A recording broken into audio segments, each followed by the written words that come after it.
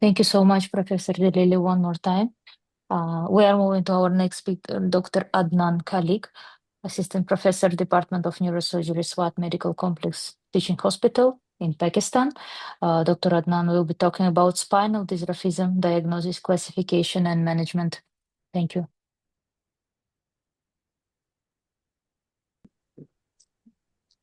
Yeah, I have a little comment, or rather a suggestion for the young neurosurgeons, that you have to see the patient as a whole.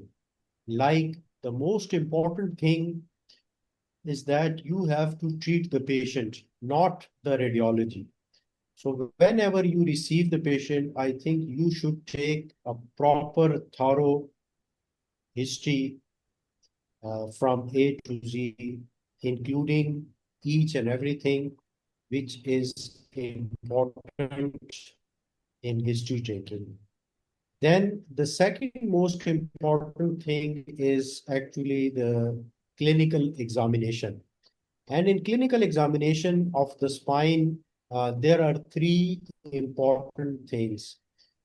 The first important thing is the motor system. You have to examine each and every component of the motor system, followed by the sensory system. You have to examine each and every. And the third important thing in the examination is basically the examination of the whole spine. You have to examine the whole spine, like inspection, palpation, and things like that. So after taking this proper thorough history, examining the patient in all these three aspects, then you have or you should make a clinical diagnosis. Like, for example, if a patient is having L4 impaired dermatome, the patient is having weakness in the L4 myotome, and the deep tendon reflex of that specific root value is impaired, then your clinical diagnosis is L4 root syndrome. So after making a proper clinical diagnosis, then you have to embark upon the investigations. And in the spine, the most important investigation is no doubt is the MRI of the spine. And in instability cases, the dynamic radiographs are important. So after doing these investigations, then you will be able to correlate the patient's signs and symptoms with the radiology. And if both all these things are fit in, then after making the diagnosis, you have to proceed further. So this is my take home, that in not only in spine, but in any other specialty, you have to examine the patient, take proper history, correlate those findings with the radiology, and then you have to treat the patient, individualize the treatment on that aspect. So this is my, you can say, a suggestion to the young neurosurgeons. Yes, I think Dr. Adnan Khaliq's screen is visible by Dr. Ahmed. So I think he can start now. Okay. Bismillahirrahmanirrahim. Thank you so much for the organizers of webinar for giving me an opportunity to talk on this important pediatric anomaly, that is spinal dysraphism. I am working as assistant professor in Department of Neurosurgery, SWAT, Pakistan. This is my valley where I work. It is located in the northern Pakistan. Next, please. Next. Next, please. This is my institution, SWAT Medical College. Next. This is one of the tourist places, the famous modern lane of Pakistan, right? So now this spinal dysraphism, it is a spectrum of congenital disorder in which there is failure of midline closure of neural, bony, and mesenchymal tissues. It is also known as spina bifida. It is a broad spectrum encompassing the full spectrum from occult to open forms. It has basically two types, that is the open spinal dysraphism and closed spinal dysraphism. Open spinal dysraphisms are the one which are not covered by skin, and it accounts for 95% of the spinal dysraphism. The other type is closed spinal dysraphism. These are the one which are covered by skin, and these are further subdivided by the one with a subcutaneous mass and without a subcutaneous mass. Next, please. Uh, Now, coming to the embryology, if you focus on these images, you can see that at the end of 16 week of gestation, you get a gastrula. Gastrula is the structure which has got three germinal layers, that is the ectoderm, mesoderm, and endoderm. And from now onwards, there is a formation of the next, please. So from if you focus on these images, you see that the part of ectoderm, which is in contact with the notochord, basically proliferates and it forms a neural plate, right? So this neural plate enfolds inside and it forms a neural fold which fuses in the midline, and this progresses both cranially as well as caudally and closes in the form of a zipper, and this is how the neural tube closes. There are some cells, these green cells, which form the peripheral nervous system, and this notochord forms the central nervous system, that is the brain and spinal cord. Next, please. So basically, there are three embryological stages of formation of the CNS. That is in the second and third week, we got a gastrula, which is a trilaminar disc composed of ectoderm, mesoderm, and endoderm, along with the yolk sac. Then we have got a primary neurulation. Primary neurulation is completed in the third and fourth week, where the notochord and overlying ectoderm closes, and it closes in the form of zipper manner. And then we have got secondary neurulation, which is completed in the fifth and sixth weeks of gestation. So all these anomalies of spinal dysraphism occurs in the first trimester, and it is very much important to supplement these females with folic acid. We will discuss later on. Next, please. Now, this is a broad classification of all spine and cranial dysraphism which occurs in pediatric patients. Next, please. Now, so spinal dysraphism are basically classified as open spinal dysraphism. We have in these it accounts for 95% of the open spinal 95% of the spinal dysraphism. The most common among these is myelomeningocele. The other type of the spinal dysraphism is closed spinal dysraphism. It accounts for 5% of the spinal dysraphism. It accounts for only 5%, but these are covered with skin. These are further classified, the one with a subcutaneous mass and the other one without a subcutaneous mass. Next, please. Now, spinal dysraphism, the etiology, it accounts, if we discuss the incidence, it is around 0.5 to 2 per 1,000 pregnancies worldwide.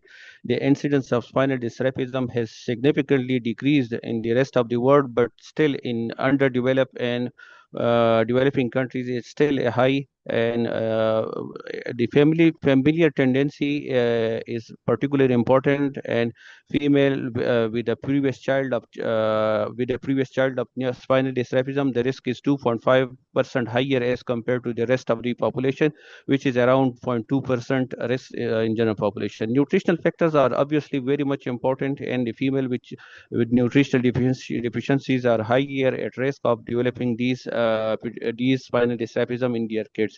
Now, folic acid supplementation in preconception as well as during pregnancy, particularly in the first trimester, is very much important.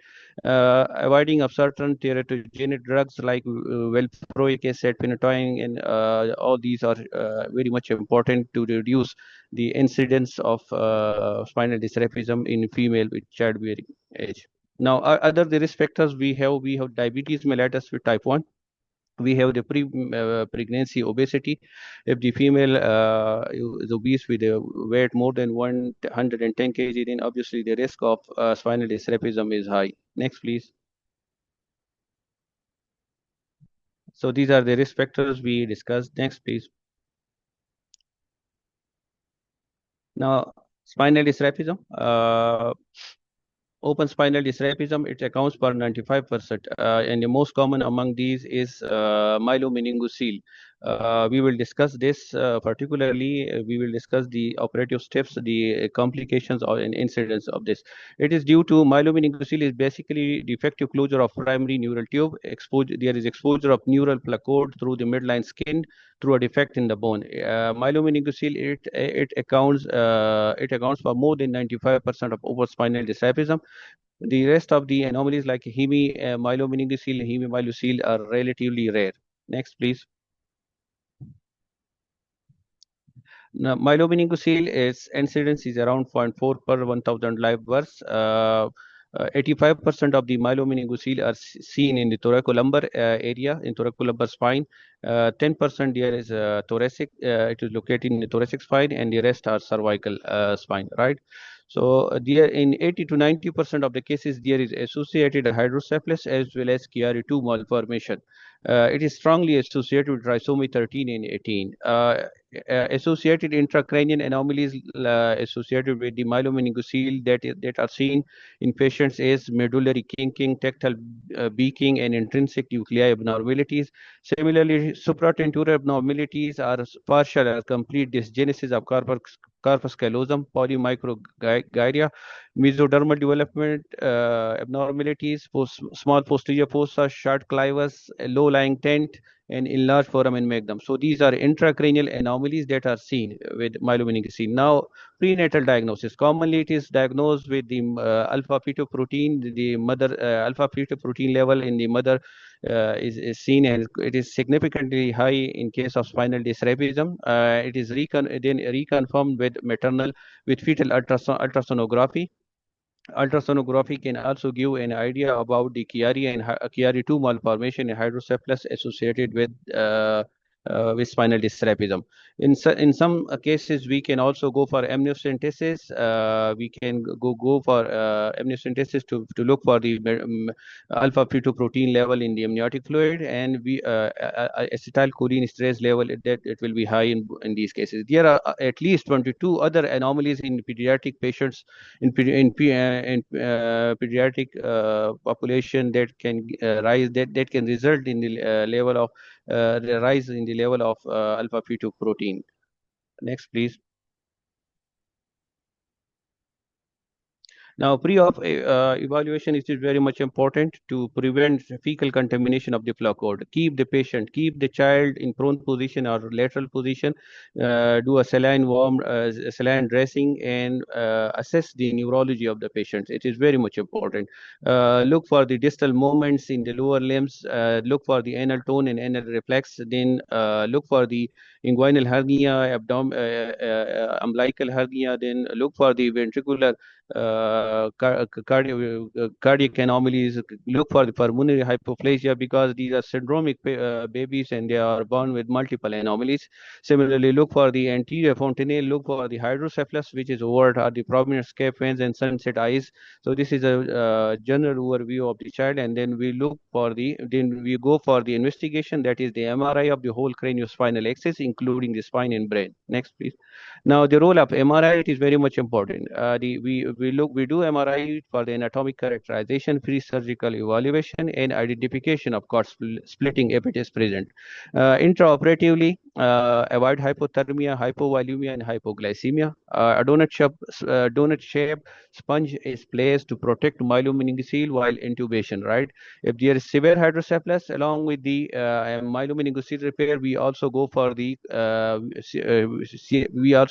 VP shunt in the same setting, because later on, if the hydrocephalus becomes over, then it can lead to breakage of the it can lead to CSF leak from the wound site of the myelomeningocele repair. So it's better to do this in the same setting. Next, please.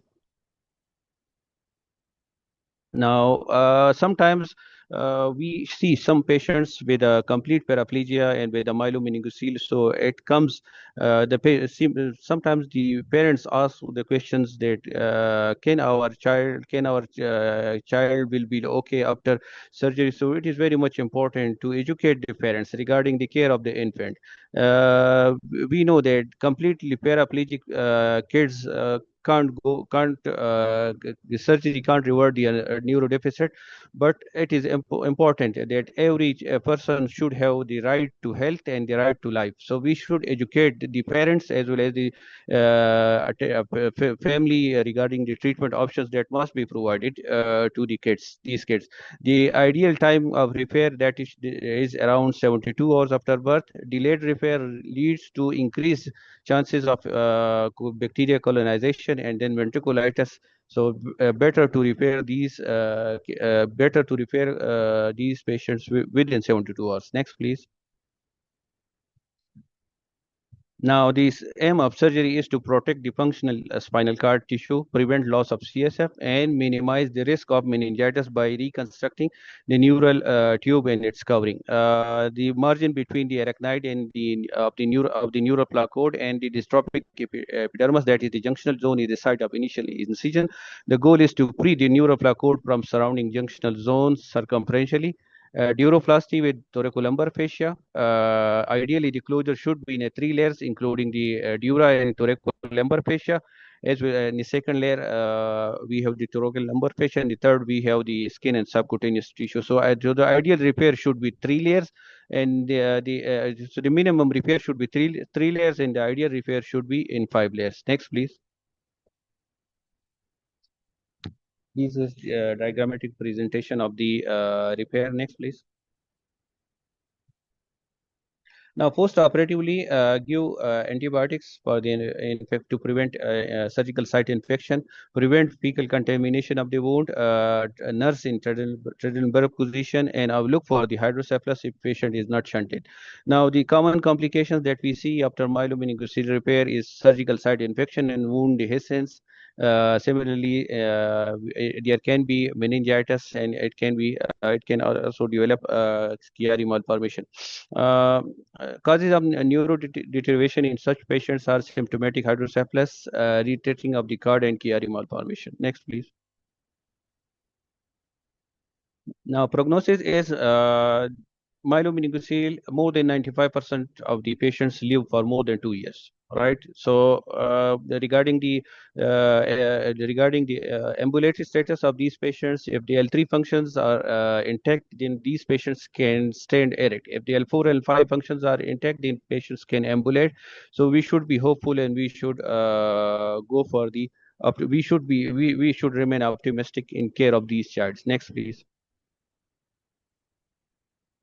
This is one of my patient that I operated about 2 years ago. You can see there is a large thoracolumbar area, myelomeningocele. It was complete paraplegic patients. You can see the neural placode with a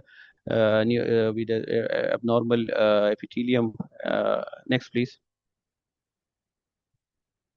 Now you can see that I repaired this case in longitudinally for the tension-free repair. I had to do this in a longitudinal manner. Next, please. This is another case of mine. You can see the large. It was a thoracolumbar large myelomeningocele. Next, please. Now this is an MRI of the same patient. You can see that there is HTM2 herniation of the brainstem as well as the tonsil, and herniation of the neural elements along with the swelling. Next, please.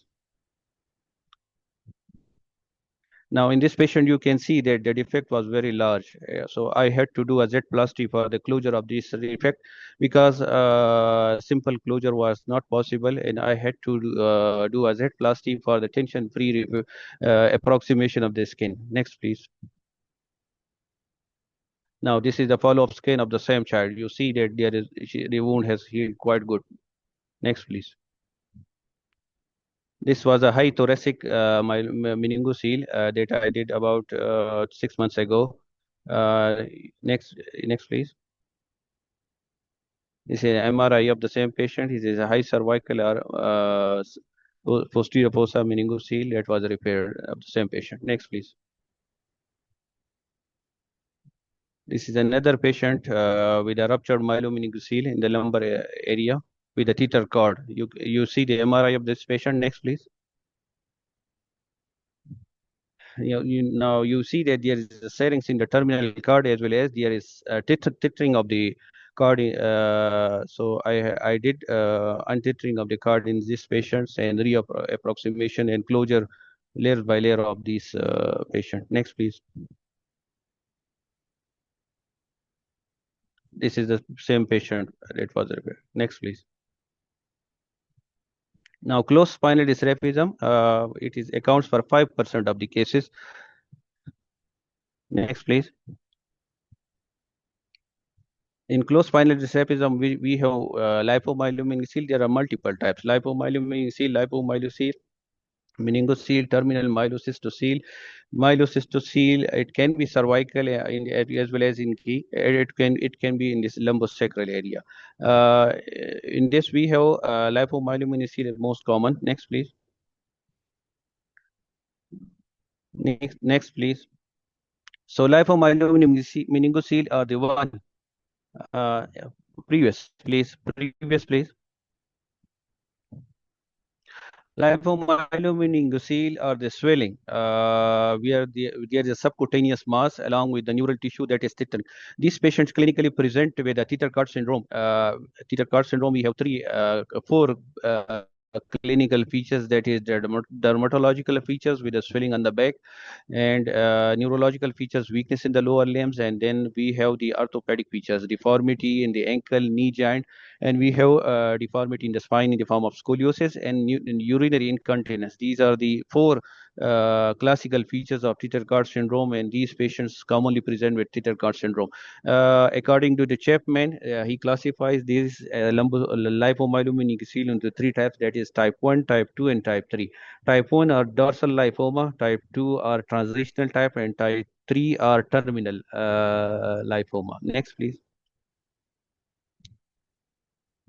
Now, indication of surgery for lipomyelomycele, most of these patients remain asymptomatic, and still we have to offer prophylactic surgery in these patients, because once these patients develop neurodeficit, it is very hard for them to regain their neurodeficit after surgery. So it's better to offer prophylactic surgery in these patients and remove as much of the lipoma and as well as untethering of the cord as much possible. So obviously, the symptomatic patients must be operated. The goal of surgery in lipomyelomycele is detethering of the spinal cord, decompression of the cord by removing as much as lipoma as possible, reconstruct the spinal cord and dural sac, and prevention of functional tissue. The surgical principles are straightforward. That is, the relation between the lipoma and cord surface, it should be identified, right? The dorsal root, it should be established, and conservative excision of lipoma to avoid injury to the cord and exiting nerve root is very much important. Next, please. These are the clinical presentations that we discussed. Next, please.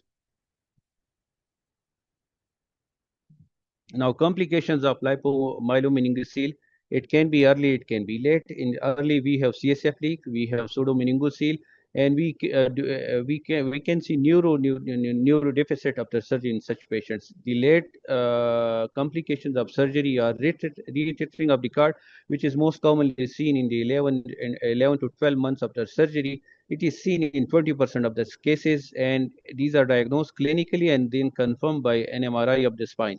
Other complications of the lipomyelomycele can be meningitis with intradural abscess and wound infection and wound breakdown. Next, please.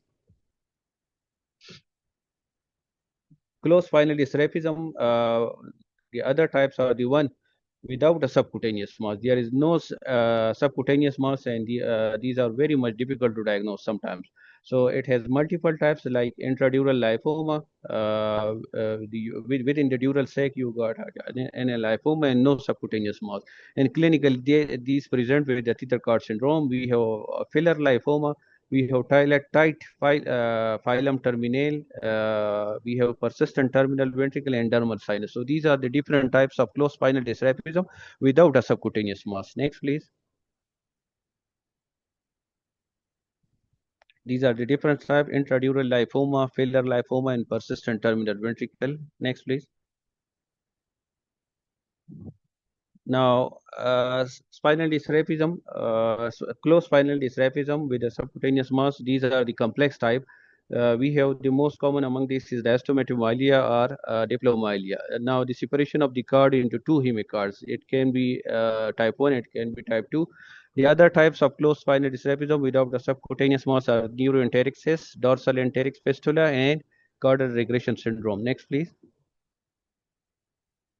Now, the case, another case of mine, it 11-year-old girl was brought to neurosurgical OPD with a hair on low back and painless ulcers in both feet, right? There was no history of bowel or bladder dysfunction, and there was a previous history of lumbar myelomeningocele repair at the age of 1 month. On examination, there was tuft of hairs in the lumbar spinal area on the skin, and there was a scar mark in the lumbar spine which was showing the previous myelomeningocele repair. Power in the lower limbs was normal, and she had a painless ulcers in both heel pad. Next, please. Yes, I did an MRI, and an MRI showed that was a serings in the terminal spinal cord, and there was tethering of the cord posteriorly. Next, please. This is you see that the cord has been split into two. This is a type 2 diplomyelia, and you can see that the phylum terminal is thickened and hypertrophied. Next, please. This was the per-operative images. You see the hypertrichosis in the surgical scar mark. Next, please.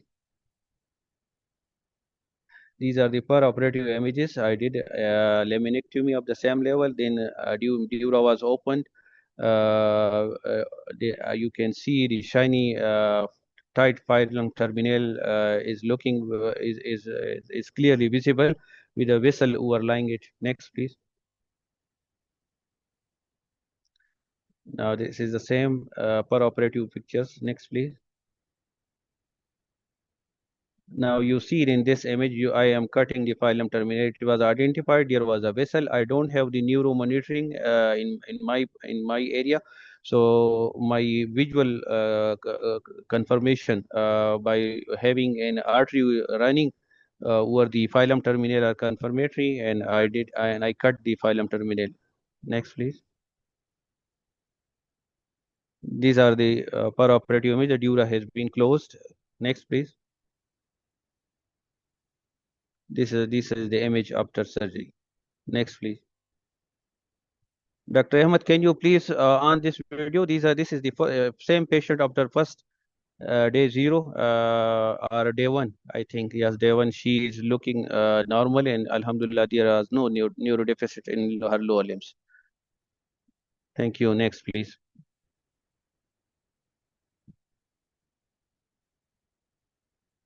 This is another patient. I operated this patient 1 year ago. There was a tuft of hairs on the low back. You see, it was around 10-year-old girl. Most of these families doesn't consider this as an anomaly, and it was unnoticed for the 10 years. Then they came to me. I did an MRI. Next, please. Next, please. This is the per-operative images. You see the filler. This is the MRI of the same patient. You see a terminal serings as well as the tethering of the cord, as well as the thickened hypertrophic ligamentum flavum. Can you go back? You see the per-operative images.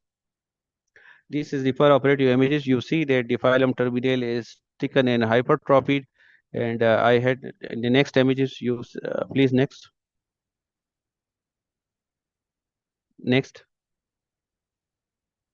And I coagulated it because this is vascular, so I coagulated and then I cut this. And Alhamdulillah, this patient was fine. This is another patient of mine. I operated this about 3 years ago. This was an adult patient with a low back pain only. I did an MRI.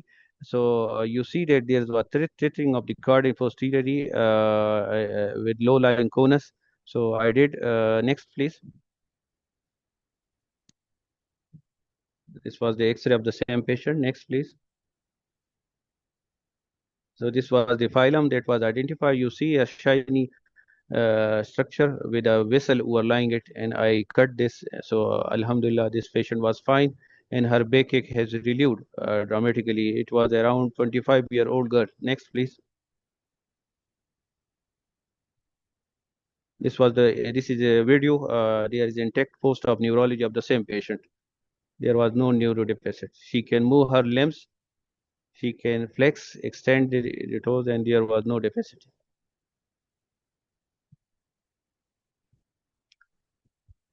Next, please.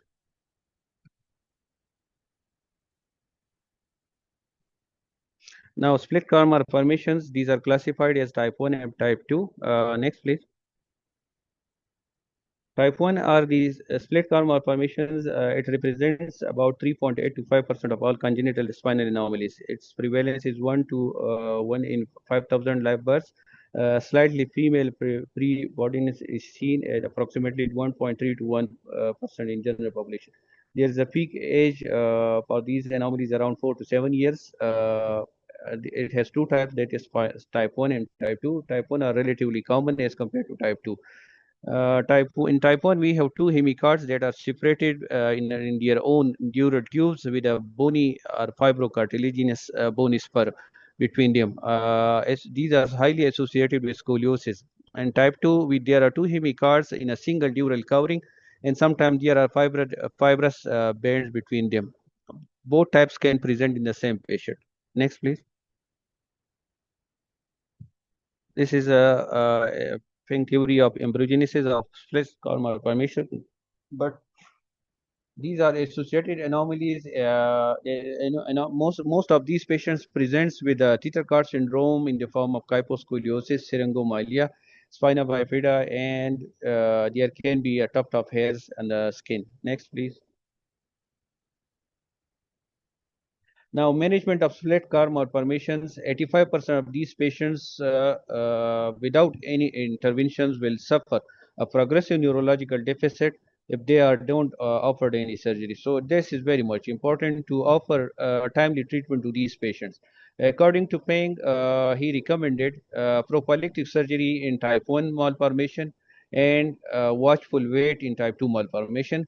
During surgery, in type 1 malformation, we do laminectomy and then we remove we open the dura and then we remove the bony spur, which can sometimes it is bony hard, so it is better to drill this with with a drill and take care not to damage the neural tissue during this process. Next, please.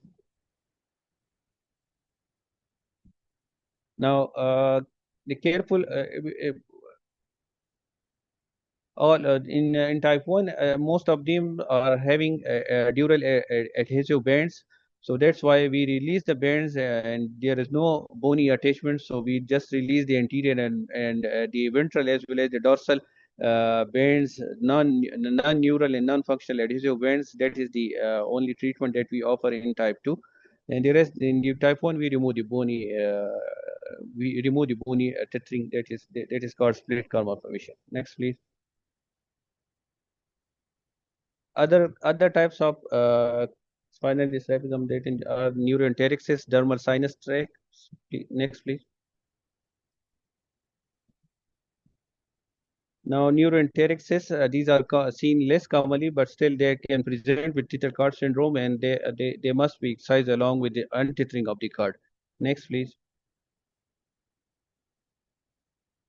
Dermal sinus tract. This is a epithelial line cavity, that is in contact with the skin as well as the neural tissue, and clinically it presents with teeter cord syndrome. So all the dermal sinus tract must be excised along with the untethering of the cord. Next, please.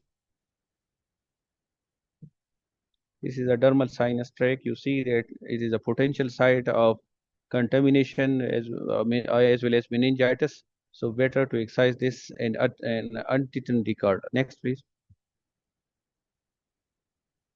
This was one of the patient that I operated 1 month ago. There was a dermal sinus tract that was in contact internally with the neural tissue. Next, please. MRI of the same patient is the same patient. You see that the epithelial line cavity tract that is in contact with the neural tissue. So there is a tethering of the card as well as the fibrous track. So I excise all the track and untether the card in this patient.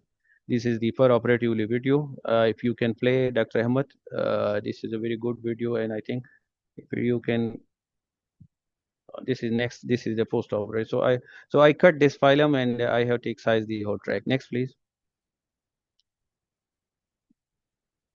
This was the post op images of state. So this is one of the image that is the recent advances in myelomeningocele repair. The only recent advances that we see is MOMS trial. It is a 7-year randomized clinical research trial that is published in 2011.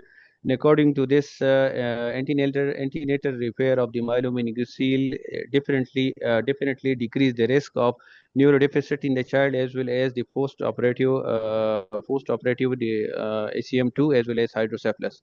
So it is still under trial, and normally this surgery is done at the 23rd and 25 weeks of gestation. And but still there is no consensus or guidelines regarding this, and still it is a trial, and it is under study. Next, please. Next, please. Now, the clinical first, the take-home message is to give folic acid to every female of childbearing age, right? So every female should have a supplementary with folic acid. Then in the lumbosacral dimples, ultrasound is a good modality for the screening of the child to look for the any associated occult spinal dysraphism. The anomaly could not be eradicated due to its multifactorial nature, but we should try our best to reduce the possible risk factors and to minimize the anomaly. Patient with spina bifida may present with scoliosis in later life. Spina bifida is bifida occulta is characterized by variable absence of several neural arches and cutaneous abnormalities like lymphoma, hemangioma, dermal sinus, hairs on the back. So you must give you must if these any of these anomalies are seen, the suspicion to spina bifida occulta should be raised. Open forms are often associated with hydrocephalus and ACM and a Chiari malformation type 2, which requires surgical intervention after proper counseling. Next, please. Now, this is the key message is neural tube defects exact emotional and economical toll on the families and healthcare system. The tragedy is that neural tube defects are preventable simply by having women taking folic acid supplementation 3 months before and 3 months before and 3 months after getting pregnant. 0.4 milligram of folic acid daily before conception and for the first 3 months of pregnancy is very much important to reduce the risk of spina bifida. Next, please. Next, please. This is one of my paper. It was a case report of simultaneous occurrence of cranial and spinal dysraphism in a single patient that I operated about 1 year ago. It was a case report, and it was published it was presented as a poster in the last WFNS meeting in Dubai. Next, please. This is one of my patient. He has a scoliosis deformity of the spine. He was operated about 35 years ago by a general surgeon when there was no neurosurgeon in this part of the world. And he's completely paraplegic. He's a school teacher, but he is a great. He shares these images from his social media. So I think he's a true picture of inspiration for all those patients, and he's a great sign of courage and hope for these patients. Thank you. This is one of my the tourist place in my area, about 10,000 feet from the sea level, the Malam Jabbar Resort, and a 5-star hotel. I welcome all of you to this resort. And last WFNS meeting we had, Pakistan Society of Neurosurgery meeting was here. Thank you. Thank you. Thank you very much, Dr. Adnan, for the great presentation. Thank you. Professor Mohammed, would you like to give some comments? Yeah, thank you very much, Dr. Adnan, for such a wonderful presentation. It was basic, brief, and you presented your cases well, and it was overall, I think, a commendable effort. So I have a few comments, like in patients with spinal dysraphism. Mostly we see that in more than 70 to 80% of the cases, there is associated hydrocephalus.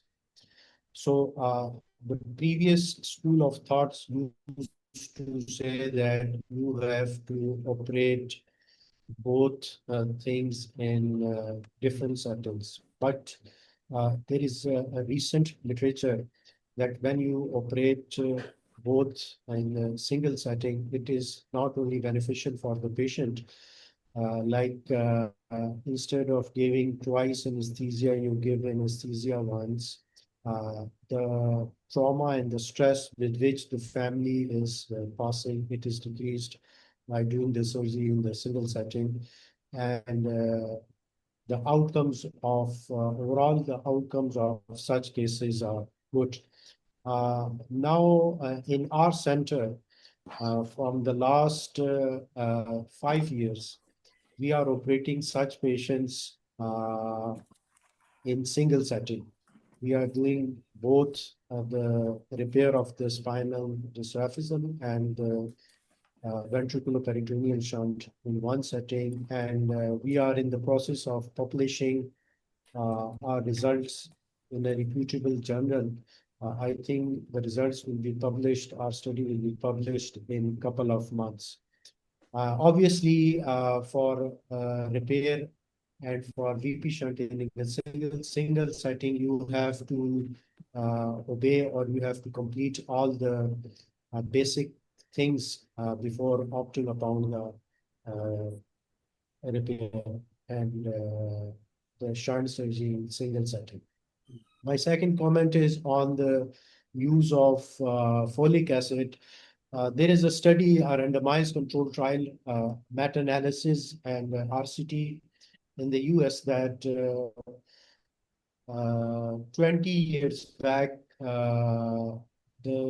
they did the incidence and prevalence of spinal dysraphism, which was very high. Then with the recommendation of researchers, now there is a policy in the US and in few parts of the Europe that all the pregnant ladies are using this fortified wheat, which is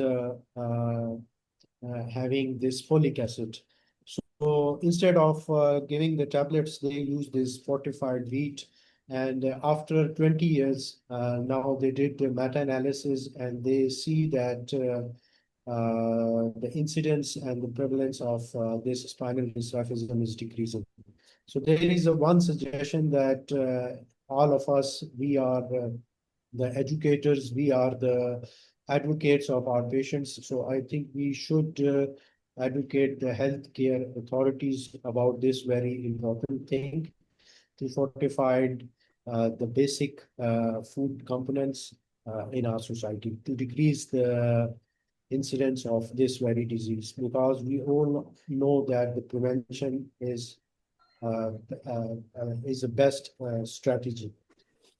So these are my few comments. I think if anyone wants to ask a question or comment, and the house is open.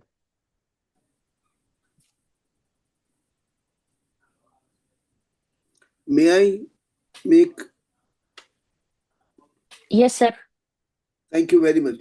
Excellent presentation by both the speakers, but I'm particularly impressed by the second. Of course, Professor Jalali is very well known, and I'm a big disciple, but I was equally, if not more, impressed by the second presentation. What a fantastic work, and absolutely superb slides and thorough scientific literature review, and covered the topic so well.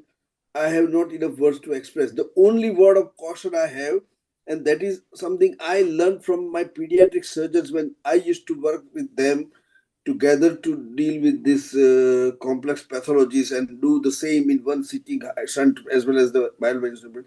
The use of betadine should be avoided in neonates. I saw some of the pictures per operative with lots of betadine. I didn't know that till about 15, 20 years ago when I used to work with pediatric surgeons. They say that the children, the neonates especially, they have high absorption of this povidone iodine through the skin, and therefore they are at risk of developing hypothyroidism and thyroid suppression, and even potential for neurodevelopmental delay. So that is the only word of caution. But superb presentation.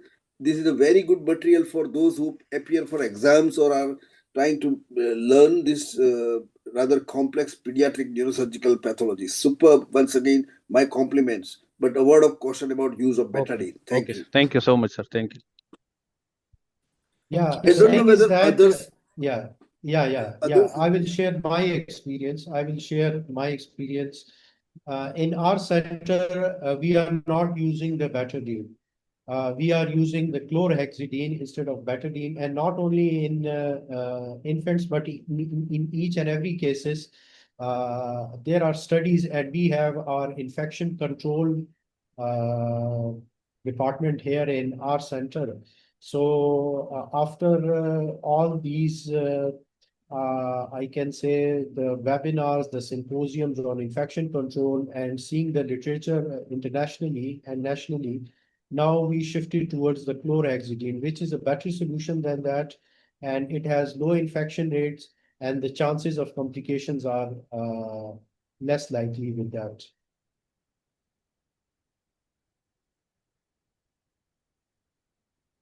There is question in the question and answer box from Dr. Aidarus Ali for patient with type 1 split cord malformation and imaging findings of tethered cord, but clinically no neurological deficit.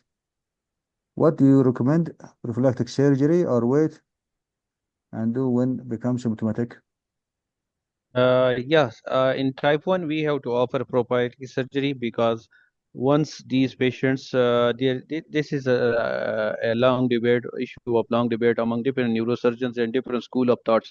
But I recommend, but I do prophylactic surgery in these patients if patient is more than 2 months of age, because doing a prophylactic surgery under extreme care, preventing the neural structure and nerve roots better to operate rather than waiting for the developing neurodeficit in these patients and operating after neurodeficit.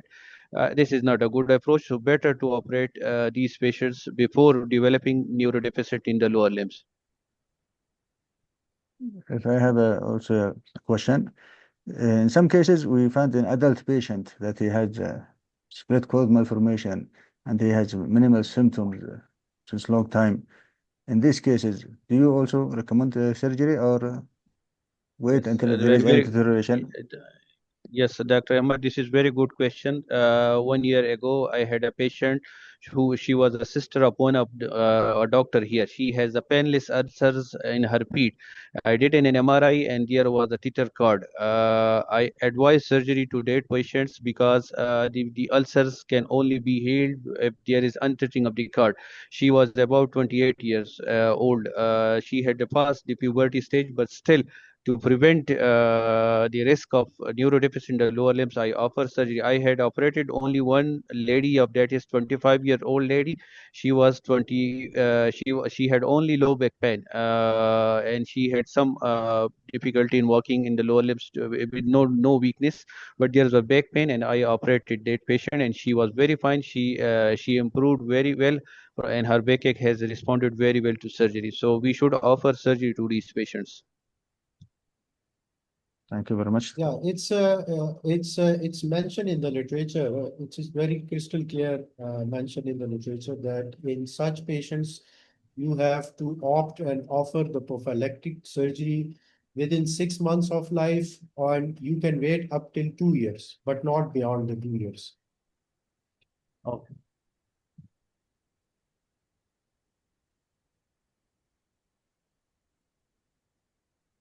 Anyone else has any questions? Please, you can raise hand to ask directly, or you can ask in the chat box.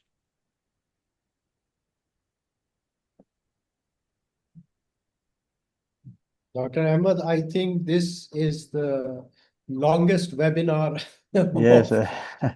of your series because it has two presenters. But both webinars, both presenters will have a very excellent job and very excellent presentations, and we enjoyed all the Yeah, information. no doubt. No doubt. We enjoyed a lot, Yeah. and I think we all learned a lot. So for that reason, we usually do one presenter each week. But due to the delay in the last week, we had to do like this today. Yeah, it's fine. It's fine. I think Dr. Pragnesh is Pragnesh, yeah, Dr. raising his Pragnesh, you hand. have Yeah. done. I want to once again repeat my compliments for an excellent series of webinars that you organize, and I have seen you moderating as well.